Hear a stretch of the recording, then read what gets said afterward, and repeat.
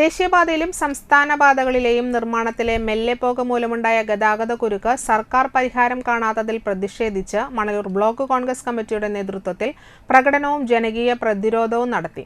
കാഞ്ഞാണി സെന്ററിൽ നടന്ന പ്രതിരോധ സമരത്തിന് Manalur block Congress committee president K S. Deepan master അധ്യക്ഷത വഹിച്ചു. കെ.പി.സി.സി അംഗം സി.ഐ. സെബാസ്റ്റ്യൻ, ഡി.സി.സി സെക്രട്ടറിമാരായ K K. Babu, advocate V. Suresh Kumar, C M. Noushad, K B. Jayaram, Mahila Congress സംസ്ഥാന general secretary Subaida Muhammad, youth Congress സംസ്ഥാന general secretary advocate Sushil Gopalan, INTUC നേതാവ് K K. Prakashan, M V. Arun, P. Manikandan, advocate M A. Mustafa, Jenson James, Mahesh Karthikeyan, V C. Sheeja, Vasu Valanchery, Manikandan Mancharambath, M P. Saidu Muhammad, ഒ.ടി. Shamsuddin, സി.എം. Sivaprasad, PM. Ahmed ഉണ്ണി, അബു കാട്ടിൽ, സുഗന്ധിനി ഗിരീഷ്, I.P. പ്രഭാകരൻ, അബ്ദുൾ സലാം തുടങ്ങിയവർ സംസാരിച്ചു.